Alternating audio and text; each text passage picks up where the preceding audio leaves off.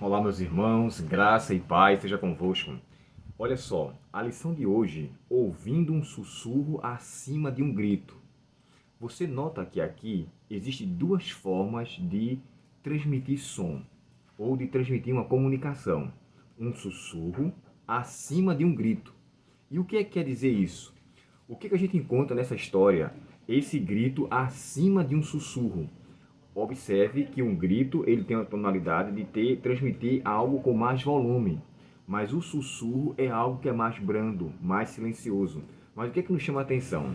Jesus ouviu um sussurro além daquele grito. E esse sussurro é o que existia dentro daqueles homens que foram possessos, uma vez que em si a vontade de libertação era muito grande. E Jesus ouviu esse sussurro que estava além do grito, que quando eles chegam até Cristo e começam então a dar ali um brado, demonstrando quem era Jesus e fazendo valer, naquele momento em especial, mostrando a sua soberania, mostrando de fato quem ele era e que poder ele tinha. O autor colocou aqui da lição dizendo o seguinte: é interessante como os demoniados sabiam quem era Jesus, mas acima de tudo conhecia sobre o poder dele. Irmãos, o nome de Cristo, a pessoa de Cristo, tem um poder inestimável. Isso aí é algo que você não pode nem questionar. Tem um hino que nós conhecemos que diz, né? O sangue de Jesus dá poder, dá poder. Não só o sangue e a crença no que ele realizou, e na crença no seu nome, tem poder sobre algo. Lembre-se que o próprio Pedro chegou a dizer isso para uma pessoa que estava paralítica, quando ele estava pedindo esmolas, e falou assim: olha, ele esperava receber deles alguma coisa. E Pedro olha para ele e fala assim: olha para nós, eu não tenho prata nem ouro, mas o que eu tenho, isso te dou. Em nome de Jesus, levanta-te e anda. E imediatamente ele se levantou e andou. O nome de Jesus. Ele tem poder. Se só o seu nome tem um poder inestimável para efetuar curas, quanto mais os seres criados, os anjos caídos, que hoje tentam prevalecer na mente humana, quando o nome de Cristo é clamado, pode ficar certo, ele vai fazer algo, porque ele tem prazer em ser chamado para socorrer os seus filhos. Ele tem um prazer em ser convocado para trazer alívio ao sofredor. E naquele momento, aquele sussurro que estava dentro dos endemoniados foi ouvido por Cristo, além da sua voz transmitir aquele som. Semelhantemente, a gente encontra isso naquele paralítico de Cafarnaum. Ele chegou ali aos olhos de todos para ser curado. Jesus enfatiza ou realiza nele o que ele mais queria, que era a cura espiritual, quando ele perdoa os pecados. E em seguida ele efetua uma cura física para evidenciar sua divindade. Jesus tinha acabado de sair com os discípulos daquela grande milagre que foi acalmar a tempestade. E quando ele acalma a tempestade, eles saíram dali maravilhados. Mas é dito que quando ele chega a um determinado lugar, para e desce todos, capítulo 5 e o verso 1 de Marcos, descreve que ele estava com os discípulos. E o autor aqui, embora ele tenha colocado que provavelmente eles tinham fugido, Ellen White confirma dizendo que verdadeiramente eles fugiram. Só voltaram quando, de fato, Jesus estava com o demoniado, com este endemoniado, já em condição diferente, adversa, liberta. E eu quero ler com vocês, e aconselharia vocês lerem também, o livro O Desejado de Todas as Nações, com o capítulo Cala-te e Aquieta-te. Esse é o capítulo de número 35. Leia esse capítulo, bote lá no YouTube e dê uma observada. Na página 339, aqui diz assim, ó, de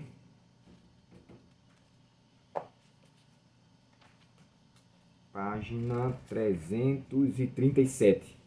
337 diz assim, ó,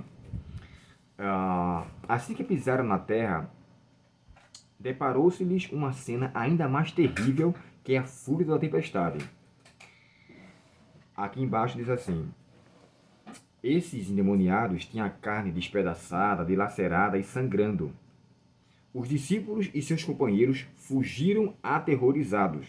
Notaram, porém, depois, que Jesus não se achava com eles e voltaram em sua procura, quando ele estava sozinho. Na verdade, ele só os encontrou bem depois. Mas aqui fala que quando Jesus estava sozinho e eles foram embora, eles voltaram para suas casas, né? Que é dito aqui pela história. Então os discípulos voltaram. Na verdade, eles estavam aterrorizados e amedrontados com aquela situação. Mas o que é que nos querem, o que é que eu quero trazer para vocês aqui dessa história? Você vai encontrar no Evangelho de Marcos, capítulo 8, Mateus, perdão, falando que é 2 endemoniados. Marcos fala só de um. A gente às vezes não tem uma resposta conclusiva sobre isso. O que, que a gente tem uma possibilidade?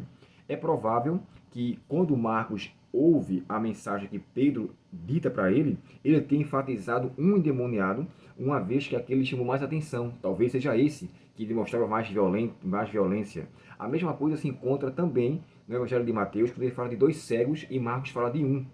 Então, o que é que está acontecendo aqui? Tem algum erro, alguma discrepância? Não. Marcos não foi testemunho ocular, Mateus foi. E lembre-se, Mateus ele era publicando, logo ele gostava de números. Se ele então era atento a números e a detalhes, e ao ser testemunho ocular, ele de fato descreveu aquilo que em sua totalidade ele tinha visto, já que Marcos foi simplesmente um escriba, podemos dizer assim, de Pedro, que ditou as palavras e trouxe para ele uma saliência maior, enfática sobre um endemoniado, como também sobre um cego, que é chamado até de Bartimeu. Então, assim, diante de tudo isso, aquele homem que estava com aquela vida, naquela condição, foi por Cristo libertado. Os endemoniados saíram, quando ele chega para ele e fala que só sabemos que você é o Filho de Deus. E é interessante, irmãos, que essa é a primeira vez na Bíblia que Jesus pergunta qual o nome dele. Jesus não pergunta aos endemoniados sobre essa questão, mas ele quis enfatizar que a quantidade de demônios que tinha na vida daquele homem era muito. Quando ele chega a dizer uma legião, e uma legião está em volta entre 3 a 5 mil soldados. Era uma contagem romana, já que Marcos foi escrito para um público romano. Diante dessa situação, você nota o seguinte: se era uma quantidade entre 3 e 5 mil, e os porcos que tinham ali eram quase 2 mil porcos, você nota que a vida daquele homem devia estar, de fato, de uma maneira bem complicada. Mas, quando ele vai até Cristo, Ellen chega a descrever um ponto interessante. Ele vai ali a ponto de querer atacá-los. Ellen chega a descrever que, na medida que ele vai se aproximando, ele levanta a mão. E eles ali então param. E naquela onda, onde eles param, aqui naquele momento específico, eles então começam a falar. Atrás daquela fala existe um sussurro dentro deles, que era de ser liberto. Jesus liberta eles. Os endemoniados, os demônios pedem a Jesus permissão para não sair daquela redondeza. Isso aqui é muito curioso, irmãos. Era como se naquele lugar houvesse algo aprazível que o inimigo queria estar. Jesus os expulsou dali. Disse, tudo bem, eu vou permitir isso. Não que Jesus seguiu as ordens do inimigo. Jesus simplesmente permitiu o que ele sabia, que se ele quisesse expulsá-los de lá definitivamente, ele teria feito. Mas ele atendeu num sentido de obediência. Ele simplesmente permitiu. Para quê? Porque aos porcos. Aqueles porqueiros que estavam ali, eles tinham com aquela sua manada como que algo que os prendia a tal ponto, financeiramente falando, que tornava difícil a semente da palavra de Deus ser germinada em seu coração. Lembra-se da semente que ela é colocada sobre um terreno que as pedras sufocam, que os espinhos sufocam, aquele terreno que é espinhoso, é bem comparado aqui, semelhante a essa situação que está aqui sendo descrita com esses homens. E o que acontece? Diante dessa situação que aqui foi feita, Jesus, por misericórdia, fez aquilo acontecer para salvar aqueles porqueiros, coisa que infelizmente eles não quiseram e deram preferência, deram uma certa importância à sua perda do que a cura daquele endemoniado. Quando o Evangelho de Mateus fala sobre esse episódio, ele fala que eles eram tão violentos que ninguém conseguia passar por ali. Isso está em Mateus capítulo 8, verso 28. Então assim, Jesus trouxe libertação para aquela cidade, trouxe paz àquela cidade, que era uma cidade pagã, era uma cidade gentílica, onde o povo não tinha nenhum relacionamento com Deus. Esse, de fato, irmãos, foi o primeiro milagre que Jesus efetuou a uma pessoa gentia, e foi uma pessoa possessa.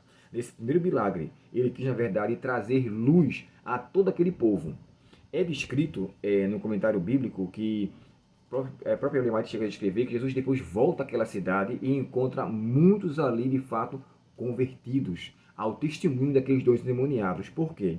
Ele pediu para ir até Cristo. Cristo não os aceitou, não os permitiu. Disse, não, vocês vão ficar aqui, vão avisar os teus e da tua casa o que Deus tem feito por vocês. E, de fato, foi o que aconteceu.